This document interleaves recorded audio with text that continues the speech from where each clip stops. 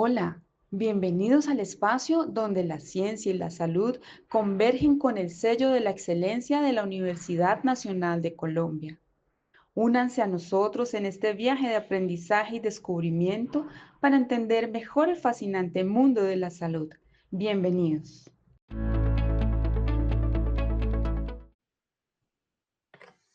Reciban un cordial saludo.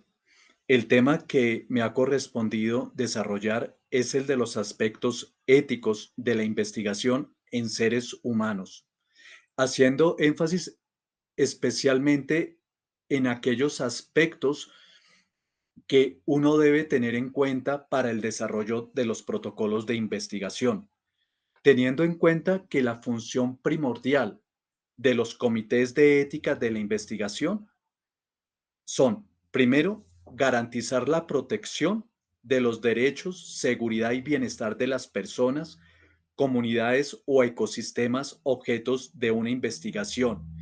Y si eso se logra, secundariamente, garantizar a la sociedad la corrección ética de la investigación y brindar protección al investigador y a la institución investigadora y o patrocinadora. Para ello, desarrollaré el tema en estos 7 aspectos que debe cumplir todo protocolo de investigación. El primero, el demostrar que este trabajo se constituye realmente en un aporte valioso a la sociedad, ya sea en el campo científico o social, teniendo en cuenta, por una parte, que hay un recurso limitado para la investigación desde el punto de vista humano, institucional y económico. Y por otra parte, de que no se deben exponer a los seres humanos a riesgos o daños potenciales a menos de que se espere de ella un resultado valioso. De ahí que sea muy importante en la primera parte del protocolo hacer una adecuada justificación de la investigación, teniendo como referencia una adecuada revisión teórica y un adecuado conocimiento institucional. Y eso se va a reflejar en el desarrollo de estos apartes del protocolo: el planteamiento del problema, el estado del arte del problema de investigación y la justificación que yo haga de la misma. En segundo lugar, debe tener validez científica, es decir, que debe utilizar una metodología válida y reconocida y, en segundo lugar, ser de una manera práctica realizable. Cuando hablamos de una metodología de investigación, hacemos referencia a que debe haber una pregunta de investigación clara que permita el desarrollo de unos objetivos de investigación generales y específicos adecuados y que sean correspondientes a esa pregunta de investigación, así como que los objetivos específicos correspondan al objetivo general. Si eso es así, posteriormente, establecer un diseño adecuado de la investigación, determinar cuál es nuestra población de interés y sus características propias, determinadas por los criterios de inclusión y exclusión que nosotros establezcamos.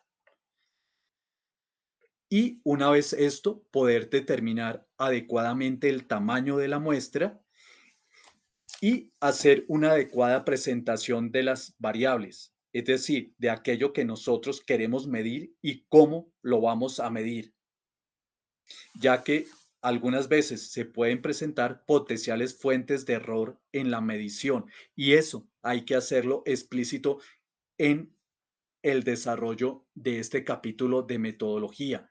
Si yo tomo todos los cuidados o precauciones, por ejemplo, para prevenir los sesgos o cualquier otra intervención del azar. Al hablar de tamaño de muestra, miren cómo esto es tan importante, como si yo voy a desarrollar una investigación, por ejemplo, sobre sífilis congénita, y de estos pacientes solamente tengo 30 al año en la institución, y yo requiero para el desarrollo de mi proyecto de 60 pacientes, esto me obligaría en el cronograma a extender mi investigación a 2 años o realizar la investigación en dos instituciones de salud de manera simultánea para poder desarrollar esta investigación en un año. Entonces, esto por ello es muy importante conocer la institución en que yo voy a desarrollar la investigación que me permita garantizar un tamaño de muestra adecuado en un tiempo definido para yo desarrollar mi proyecto. Una vez que yo he establecido el diseño de investigación, he determinado la población, la muestra y las variables, es decir, aquello que yo quiero medir y cómo voy a medirlo, entonces ya puedo proponer mis instrumentos de evaluación y posteriormente describir los procedimientos que me van a permitir establecer los pasos uno a uno que deben cumplirse para poder conducir adecuadamente el estudio. Y esto muchas veces se omite en el protocolo. En este capítulo de procesos, mire cómo es importante primero establecer el cómo yo voy a desarrollar la convocatoria a mis pacientes. Si la invitación a participar la voy a hacer de manera presencial en una consulta específica o si por el contrario voy a hacerla de manera virtual o a través de piezas informativas. Si eso es así, debo incluir como anexo en mi protocolo el guión que yo voy a utilizar para la convocatoria virtual, telefónica o en las piezas informativas para garantizar que esa misma información sea común para todas las personas cuando yo haga esta convocatoria individualizada a través del teléfono, del correo o en las piezas informativas que yo coloque en la institución. Y esto es importante porque yo puedo tener limitaciones en la convocatoria a estos pacientes, puesto que la disponibilidad de información personal está limitada por la Ley de Protección de Datos Personales, ya que cuando yo hago una investigación en seres humanos, voy a utilizar datos sensibles de mis pacientes. Y es así como que yo debo tener en cuenta en la convocatoria, por ejemplo, si requiero de llamar a pacientes, primero acordar con la institución cómo se va a hacer, ya que esta tendrá que hacerse a través de los canales institucionales, ya que ellos no me pueden facilitar información personal de los pacientes si yo no trabajo en esa institución. Entonces, esto es muy importante tenerlo en cuenta cuando yo voy a desarrollar este aparte de convocatoria de los pacientes. Y más si yo no pertenezco como trabajador a la institución. En segundo, es muy importante dentro de los procesos describir cómo voy a hacer la identificación y selección de los pacientes o las estrategias de muestreo. Cómo voy a administrar la intervención propuesta. Cómo voy a hacer las mediciones a fin de tener en cuenta limitaciones en los resultados, ya sea por medición o fuentes de variabilidad, que me permitan controlar los sesgos y me den más fortaleza cuando yo obtengo estas mediciones. ¿Cómo voy a hacer la recolección y el archivo de la información? ¿Qué tipo de instrumento o herramienta voy a utilizar para archivarlo? ¿Voy a utilizar RedCaps?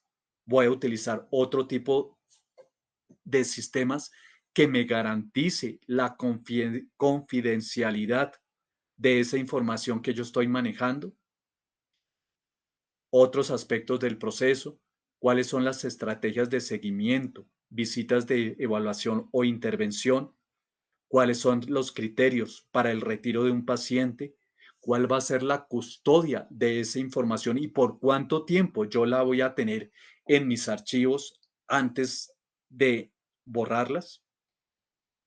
Y en caso de investigaciones básicas, ¿cómo puedo hacer yo la recolección y archivos de las muestras? ¿Cuál va a ser el protocolo para el transporte de las muestras de la institución al laboratorio? ¿Cuál va a ser el procesamiento de las muestras en el laboratorio? ¿Cuál va a ser el almacenaje de las muestras? Y cómo se va a realizar el manejo de desechos. Esto y cada uno de estos aspectos son muy importantes. Por ejemplo, si yo requiero de una muestra de suero para hacer mi experimento, si no puedo garantizar una adecuada recolección de la muestra en la institución, un adecuado almacenaje y transporte, los datos que yo obtenga, si hay por detrás un inadecuado proceso de recolección, archivo, transporte de muestras, pueden que no sean válidos por daño en la misma. Entonces, todos estos aspectos de los procesos que yo debo realizar para garantizar una adecuada investigación, es importante tenerlos en cuenta desde el mismo protocolo de investigación para luego no improvisar y poner en riesgo los datos que yo pueda obtener de la misma investigación. Y finalmente, establecer un adecuado plan de análisis. Miren ustedes que todo este segundo aparte solamente hace referencia a la metodología y es algo procedimental que debe afinarse muy bien para garantizar que cuando desarrollemos la investigación, ésta se haga de manera correcta y los resultados sean válidos y justificables en todo el proceso. También otro aspecto en el capítulo de validez científica es que la investigación sea prácticamente realizable. Es decir, que desde el punto de vista de su realización, esta sea posible. Algunas veces hemos visto protocolos de investigación excelentemente construidos desde el punto de vista metodológico,